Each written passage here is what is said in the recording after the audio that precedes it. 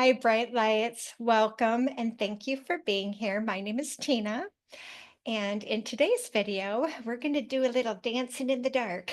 We're going to talk about the shadow. It's something that I've been wanting to do for a while, and the timing is probably perfect. I actually planned on doing it earlier this week, but I got hit in the side of the head with some shadow work of my own that I needed to do. And that took me out of commission for a few days. And I'll explain a little bit more of that as we get into the video. But let's talk about, how people talk about, oh, you have to look at your shadow side, you have to do your shadow work. And I think we need to clarify what that even means, at least start to define it, right, for ourselves and what we might see about it or what we might miss about it. And so basically, as a child, we grow up and we see things pretty much as black or white, and we're taught, through our culture and TV that people are either good or bad. It's a very at least that's kind of how it was for me growing up. Your parents were good, and you just the world was much simpler in those means, and that is part of being childlike, is that you kind of see things in very black and white type of circumstances. And this is kind of something that if we can all look at, and it was kind of that a realization for me on my journey, and it was kind of a very uncomfortable one, was to start not only seeing people for who they are and seeing their shadow side, it was also looking within and seeing maybe where I had some ick going on within myself that I was trying to ignore or push away, kind of seeing how my involvement in any type of situation was, how I was maybe uh, seeing things, or my perception was maybe not really what was going on. And so that can get very uncomfortable, and that's why people choose to not really do this type of work, this inner work, because it gets very comfortable. It gets very uncomfortable because we get very comfortable in our patterns, and even if those patterns are not serving us or serving others, and we don't really want to see that, right? Because I'm the good one, right. I'm the little angel over here, la la la la. But this is really where we get into this splitting, I call it, kind of splitting off of the shadow. And that's where manipulators, controller, and narcissists struggle with, is because they are very much childlike. It's a very emotional immaturity that really drives them. And it's because they have never grown up, so to speak, that they're playing out these patterns. And so when I was been, ruminating and meditating about this whole shadow thing and how I can really explain it in a way, the Disney movie Peter Pan kept coming to me. And I'm talking about the original cartoon that I used to watch as a kid. I think it came out in like 1953. And what really intrigued me as a little girl watching that movie, that stuck with me, and I never understood why it stuck with me, and it was where Peter Pan got separated from his shadow. And there is a scene, I have a clip of this scene. I'm going to put it in the from YouTube, of this particular scene I'm going to talk about. I'm going to put it in the description box below so you can watch it, and kind of, if you want to go back to what I'm talking about, I would, it would be just interesting to see if you're making any of the same connections. Okay, so Peter Pan, he's been coming to the window, and Wendy and her younger brothers, she reads to them. She's the older sibling, the girl, and she reads to her, tells stories about Peter Pan to her two little brothers. And so, you know so he goes to the window, and the dog, who's the protector, the loyal, loyal protector, scares Peter Pan, and that's how the shadow separates uh, him. And so that in itself is very interesting. But so we start there with the shadow getting separated, and you can kind of look at this as the dog, which represents loyalty and protection. We learn that in order to protect ourselves, at times we cannot show our shadow sides as children. The shadow side being the more egoic, right? The more selfish part of us, if you want to look at it in that way. And so we learn to separate, and this is where the splitting comes. We learn to separate ourselves from that because we want to be the good ones. We want to be seen as good. And so this is where at first the manipulators, controllers, narcissists learn about putting on the light on themselves, that to show that this good side of themselves, and why it's so important for them to maintain this image that they are really the good ones. So it kind of starts there. And so Wendy finds his shadow and puts it in a drawer because she knew he would come back for it eventually. She knew he would come looking for it, right? Um, and so when he comes back in, flies back in, and she gives him the shadow, uh, he's trying to put it back on with soap. And I thought, well, that's really interesting, isn't it? So he's trying to put the shadow on with soap, and, soap representing a cleansing or cleaning. And we know we can't cleanse our shadows away, that we can't get rid of our shadows. So we get this initial kind of this initial structure, the parental structure that puts on us that we can't be bad, we can't show our bad side. Then we learn, through religion and stuff, but we can just cleanse the shadow away, cleanse your sins, wash your sins away. We get kind of infiltrated with all of these notions about the shadow. And so And so the thing about the Peter Pan, and so Wendy really represents the mother energy in this. Peter Pan represents this child who doesn't want to, he wants to have his shadow, but he wants everybody to see him in the light.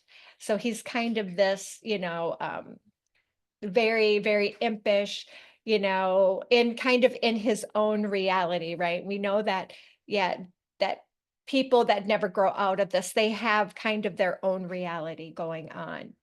And so, how do I see Peter Pan kind of in this very kind of narcissistic, manipulative space? Is that he comes to Wendy to listen to stories about himself, and he tells her that about, 'cause she asked why he came, to listen to stories, because you talk about me. And he was really excited about that, to hear about himself. So he could take the stories about himself and go and share them with the lost boys. These are the other enablers and other people that he wants to feed the, this story about himself, about how, great he is and how wonderful he is. And so then, it's all about this manipulation, right? That is going on. And so Wendy is telling Peter about herself, and she's chatting on and talking about why the dog attacked him, and that she meant she was just protecting. And so he says to her, she wants to tell him more about herself, and he's like, just keep it at Wendy, and girls talk too much. And that was kind of putting her down. And so she kind of had this reaction, um because he wants to stay very superficial. He doesn't really care about getting to know her. He wants something from her, right? And so when she says she's going to be stopping the stories because she has to grow up, and she has to come out of the nursery, and she has responsibilities, and he panics, and he's like, you can't grow up, you can't stop these stories, you can't stop this idolizing me, this stories. And he's like, come with me to Neverland, come, I will show you how great it is, kind of that energy. And so Wendy tells him, no, I have to tell my mother. And he's like, what's a mother? And a mother is somebody who loves you and cares for you and tells you story. And then he says, I want you to be our mother, meaning him and the Lost Boys, our mother, and totally. So what do we have going on here in this cartoon? We have the start of a trauma bonded situation because again, as I said, this kind of hit me full force this week. And I talk about, trauma is something that can be bonds between people. And so when you're in a trauma bonded relationship with somebody, it's these very negative patterns are playing out, and it can be tied to addiction, and it can be tied to feelings, all of these very negative feelings and suffering. And what it does is it draws certain people to each other to play out these patterns. And then they kind of, it's a triangle. And so it's all about playing specific roles in a trauma bond. And there's 3 roles that you will oscillate if you are in a trauma bonded relationship. And it's perpetrator, victim, and rescuer. And you will oscillate in this triangle in whether it's between 2 people. Often there's a third party brought in because that helps also maintain the roles, within the trauma bonded situation. And so I have somebody that I'm very, very close to, an immediate family member who's been in a very abusive relationship. And it's a very it's hard to explain because it's again it's very hard sometimes to recognize when you've been pulled into this trauma bonded situation. And it's very important for us to recognize when we get in pulled into these, and it can be very hard, and there's no easy way out of these. So if you're listening to people, 3 ways to break a trauma bond, this goes very, very deeply. This isn't something that, oh, I see it and now I can fix it. It actually goes a little bit deeper if it's not something you can completely immediately walk away from. And so the first part is just getting the awareness that I'm serving a role in this dynamic. And this can be, like I said, it's an immediate family member. There's a very abusive relationship going on. It's physically abusive. There is abuse of drugs and alcohol, and possibly drugs going on in this dynamic. And so I've been playing this. So I get one party that's coming to me playing the victim because of the perpetrator. And then I'm in kind of this rescuer role, right? That's been my role. But as I found out, as I get more trying to be the rescuer, trying to, make some common sense to this whole thing and trying to help to heal the situation, I find at times I get pushed to the perpetrator role, that don't understand, I'm not seeing things clearly. And that leaves me feeling like, hey, what's going on here? And I can kind of come out of the relationship feeling a little bit like a victim myself because the energy is just so draining. It is an awful toxic energy. So I had to first admit have got myself in this situation. I am now part of their trauma bonded relationship, because then I was doing a video this last week and I heard from the other party who I have not had any contact with. So I was only getting this side of the story, and then this other person wanted to make sure, because he feels I'm the enabler in this situation because he's trying to get total control over this person. I'm the enabler, so then I'm the problem, right? So again, when you know you're in this trauma bondage, you're oscillating between these roles, right? And so I thought I have to take a step back because I see him, this person, as the enabler, because an enabler is, if we can just look at that, is somebody who helps you to stay in a very sabotaged state where they can use your time and resources. And he's the one who's, you know, not drinking. He's got alcohol problem, and then this other person's trying to quit, and so then he's sabotaging her, and so there's this type of stuff going on. So enabler is one where you go on a diet and they bake your favorite cookies. So an enabler is somebody to keep you in a very sabotaged state or keep you thinking that you need to be providing something to them. They don't want you to change because they might have to change. It's kind of that. It was very, very icky. And I had to really step back. I had to really meditate on this. And I reached out to somebody who's had experience, who also had gotten involved in this relationship to get that person's perspective, not to talk about anybody. I don't do that in a way that is like, oh, to talk about, oh, they abused me or they said that or they said this. It's like I wanted them to help me figure out my role in this, or if I I need to leave this situation altogether. And so that was where I was coming from.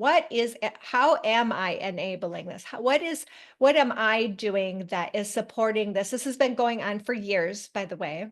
So I do have a part in keeping this thing going because I haven't completely closed down the door. I put out lots of different boundaries and things like that. But again, like I said, it really hit me hard this week. It kind of it started right in the middle when I was doing a video to put out. So it kind of sabotaged me. I didn't do another video this week. I didn't, things that I really enjoy doing.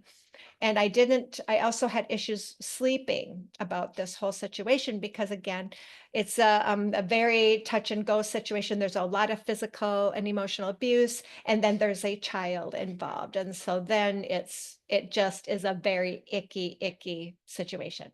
And so that's why we have to really start to see people for who they are and what is really happening, including our roles in these dynamics. And like I said, there's no easy fix here.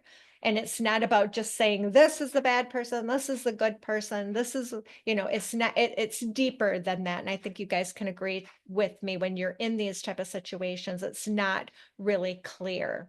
And so if we can look at this Peter Pan and Wendy mother energy, that is playing out. What is, Peter Pan being the eternal child, and what is the light side, if we want to think about the archetypes here, the light side, the childish innocence, the sense of wonder and freedom, and this being able to fly with our imaginations and pure joy, and everything is like a dream. And that's wonderful ways in which we can raise our vibration and manifest from a very childlike. It's a very beautiful quality.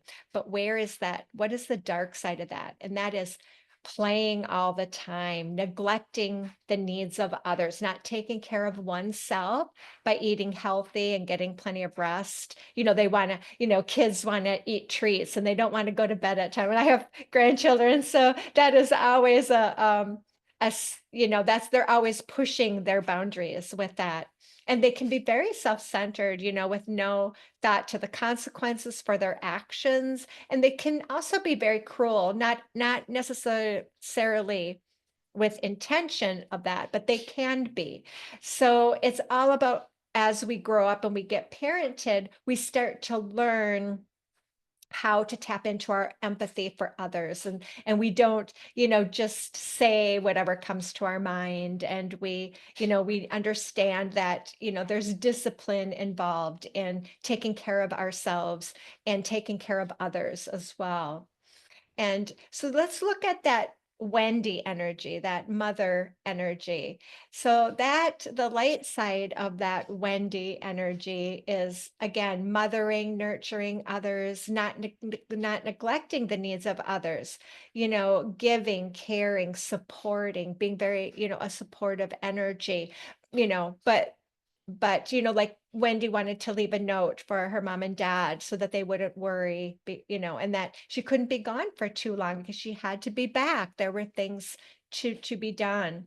But the dark side of that mother side can be leaving your responsibilities for others to participate in something they're doing, following someone else's dreams, being a part in their life, but not establishing your own, being the rescuer for everything, right? Allowing people to use your nurturing and supporting through your time, energy, and resources. And this neglects your own needs. So that is the very dark side of the mothering energy. And so, the mother energy is very full of creative ideas. It is, birthing, it's fertility, growing, and the negative side is being totally barren of ideas and not wanting to share things with others. And so again, it comes back to that selfish, piece, self-centeredness instead of being centered in self. And this situation that I'm in always brings me back to the Lane Staley reading that I did, and I never knew who Lane Staley was, and he was this lead singer of this heavy metal band, Alice in Chains, and how he had this wonderful, powerful energy, and how he neglected his needs so bad that he eventually cost him his life, and he caused himself so much suffering because of that. And so that's that dark side of the feminine energy. And he had that in his chart as well. And so does this person that I'm working with. So I always kind of look to Lane, hey, what can you tell me here? But now I have to really step back and take a look at and see this for what it really, and start to see people. And that's what we need to do, is start to see people for who they really are, the good and the bad. Don't not be putting people in an idealized version of who they are, because we tend to do that, seeing people with rose-colored glasses, it's called. And so that's why we really need to see people's motives, including our own. This is not about victim blaming, though, so nobody deserves to be abused emotionally, verbally, abused with their resources and with their time. I was getting calls during the night when people were drinking, and I put a stop to that, because that's very disrespectful of my time and my energy, because our sleep is so very important. So there's a few questions that you can ask yourself if you want to kind of figure out where your shadow might be hiding. And so you have to ask yourself is, how do you keep busy? So you keep yourself so busy that you don't have time to reflect and go within, because seeing these kinds of things really does require sitting in that very bad energy and going within to find the answers. Everything we view as problems is trying to show us something. So what are your biggest problems right now? Because looking at these darker parts of ourselves, it will bring up strong emotions, because the ego is a big part of your shadow. And how these emotions will come through will be as if somebody hit a nerve. And nerve is NERV. So if you've been triggered because somebody hit on a nerve, you have to start saying, why are you being triggered? Is it because the N stands for neediness? Is it because you needed something? And the E stands for entitlement. Is it because you felt entitled to something? And then the R stands for righteousness. Is it because you have to be right about something? And then of course the V is victimhood. Is it because you feel like a victim? And so those are feelings that it's really asking you to look at your shadow. And once you start seeing these triggers in yourself, then you can ask the bigger questions.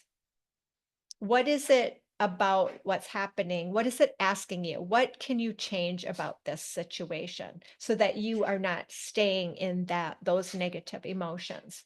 And what is the main fear behind it all? Why are you involved in this? I had to ask myself, why am I even involved in this? I am involved because there's a child involved, and I'm trying to get people grounded in reality out of this Peter Pan world and getting them to see that they are neglecting the needs of this child. But what is your fear behind it? Is it a fear of abandonment? So if I just completely walk away, is that triggering my fear of abandonment? Is it tied to trust? Trust is tied, to worthiness. Um, is it because I have to stay here because nothing will get better because you don't trust the universe, you don't trust that things will get better. You think actually that they may get worse if you make a change, and who's enabling you through these emotions? And who's helping you to get to these emotions? And who are you enabling to stay in their emotions? So those are some deeper questions. And then really the final thing that really we all need to do is how can we mother the situation? How can we love and nurture for everybody? And that's why I encourage inner child work so much, because it helps you to start reparenting that dysfunction that was created when you were a child. You can do it on your own, through meditations. And I've always, put the same meditation I always put in the description box, because you can do your own healing and you can reparent yourself to start um, getting new growth and start getting clarity. Because when we start to grow up, when we start to really see what's happening in our life and we ground that energy, that splitting that we have done between our shadow actually starts to we're integrating it into ourselves. We're becoming aware of it, and it's not about perfection. That's part of the problem, is this wanting to be seen as this perfect being. So it's just becoming aware of that shadow part, whether you want to call that your imperfections or not. I don't think it's necessary to label it. It's just embracing those things that are very natural, kind of human things that we want to indulge in, things that aren't good for us. And, sometimes we just want to throw caution to the wind and things like that. And the most self-aware people I know have this great sense of humor about their shadow side, So I like Matt Kahn and I like Eckhart Tolle, and they're ones who use a lot of humor in their enlightenment, because it's funny because they know their ego, when people say really good things about them, like, oh, my ego is just like, oh, because again, we know we have these weaknesses and it's human nature, but if we can laugh at them and we know they exist, then we're not diving down into the muck. And so this is about learning to laugh at those weaknesses and embracing them. And this is about growing in shadow. And I want to now read to you a poem written by a brilliant writer who captures the whole essence of this dance that we have with the shadow. And so I'm going to read that. I got this on my other computer screen here. And this poem was written by Joan M. Starr, and it is titled Growing in Shadow. And here it goes. I am growing into my wholeness, the being of who I am and who I was meant to be. I am growing and no longer who you expect me to be, who society has always seen.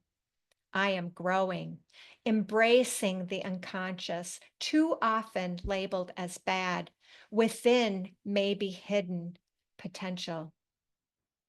I am growing, integrating that side of me, striving for balance, cultivating self awareness. I am growing, accepting who I am, the persona the world sees, the shadow yet to be uncovered. I am growing, seeking a fulfilled life, stepping into authenticity, more complete and whole, and maybe, just maybe, finally free. I am growing.